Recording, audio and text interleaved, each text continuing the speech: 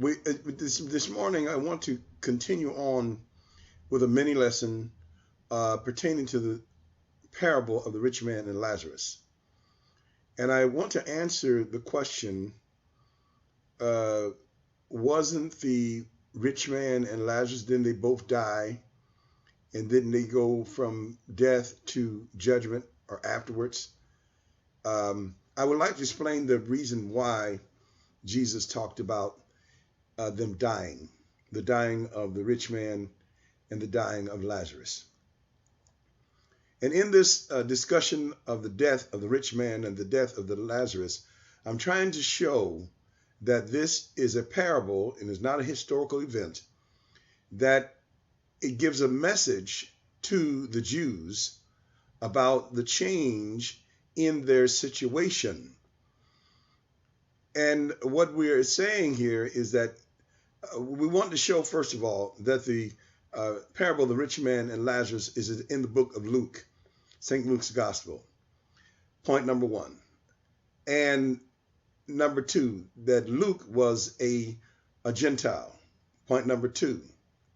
Number three, Luke's mission and Luke's writings and perspective of the gospel were from the standpoint of a hope of the Gentiles, of them being admitted into the graces of God.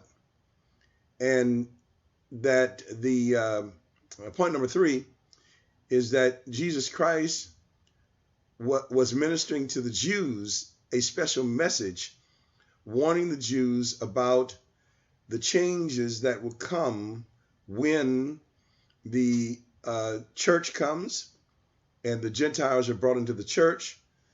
At the point when he gave the parable, the Gentiles were not in at that point. The Gentiles were considered beggars. They were considered poor. Like, for instance, the lady who came to Jesus and said, "Master, can we, I know it's not, we can't, I know I can't have a seat at the table, but at least let me have the crumbs that fall from the table." Jesus said it's not good for him to give the meat of the children to dogs. And so he was really referring to Gentiles. And then when the Grecian people came to Jesus in St. John chapter 12, those men came from a far Grecian country, said, "We went to see Jesus."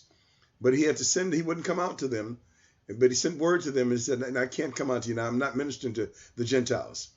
But if I be lifted up from the earth, I'll draw all men unto me. After the Calvary, all men will come."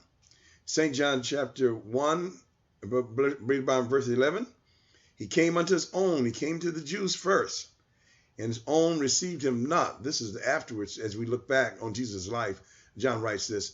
"And his own received him not, but to as many as received him, to them gave he the power to become the sons of God." This is the Gentiles becoming the sons of God. And then if we go to Ephesians chapter 2, 12, where Paul said that the Gentiles were alienated from the commonwealth of Israel. They didn't have all the wealth that Israel had. You know, when we say wealth, we're not talking about finances. We're talking about the promises of Abraham and the law and the commandment and the covenants and all of those rich things that they had in God's relationship with the Jews. And so it is the wealth there has to do, and the wealth, the circumstance and their status has to do with the wealth of them being Jews. It's not about a rich man, a Jew or Gentile in the world who was so mean to Lazarus that he ended up going to hell over it, because that's not even brought out in the parable. But the focus here is on the richness of the Jews and their situation and their status, their special status. And the poorness is the poorness of the Gentiles, who are considered like beggars, who are the outside of the promises, the commonwealth of Israel. That's why the Lazarus is outside of the gate. He's not even inside. And the dogs, he's in a position exposed to dogs, which are those that have no access, substandards, and alienated from God. So in this has been going on all throughout the Old Testament, the riches of the Jews having access and the poverty of the Gentiles. There's no Gentile anything offered in the Old Testament. And so that when it comes to the things of God, any promises of God. The millennial was to the Jews and all of that. When it comes to any of those things, the Gentiles didn't have it in the Old Testament. And so Jesus is describing the actual set and conditions of the Jews and the Gentiles, let's say up to the church, up to Pentecost. They were rich and the Gentiles were poor. The Jews were rich. They had Abraham. They had Moses. They were rich. And the Gentiles were poor. So, in the parable of the rich man and Lazarus, Jesus brings this out. And as he brings it out, and let me tell you, if you were in that day, this would have been easy to say. See, the reason why it's hard for you to see today is because of what our theologians have tried to cover this story up in what they call replacement theology. Those that hate the Jews, they don't want you to see the story. The real essence of the story was about the Jews and their position and their relationship. So now, up to that point, as Jesus describes the rich man being, he fares sumptuously every day and everything like that. And then the poor man's outside the gate, dogs licking his sores. He has no excess. So having no excess, and that was the circumstance of the Gentiles in the world. But there's going to be a great change, a change in the circumstances. What this death in the parable is representing is the change and the point of the switch. All right. So he said, and the rich man died, and he died, and he was buried, or he went to the grave, or he went where all go, or to a dead place. But Lazarus goes directly to the bosom of Abraham. The bosom of Abraham is the symbol of those favorite things I just mentioned about the Jews, what they had. So now we have the Gentiles going and being in the favorite place. They're there. It's almost like a strange thing for Lazarus to be in the bosom of Abraham now, which was where the Jews were with all their riches and everything. So on the death represents the switch, the ending of the circumstance. The end of the circumstance where the Gentiles are out is going to come. Probably via the church. They're no longer going to be out, as it's described by Ephesians chapters 1, 2, and 3, in particular chapter 2, verse number 12, about the Gentiles now having access. And so Luke, this Gentile writer, and Jesus, the messenger to the Jews, is using the book of Luke to begin to tell how that there's going to be a switch where the Gentiles are going to be in and the Jews will be out. And so this switch is, and this death is the point of the ending of that situation. And the Lazarus being in the bosom of Abraham is the new situation. It's not about the afterlife. It's really about the switch of the position of favor and access of the Gentiles with the Jews, who are blinded now because they've rejected their opportunity.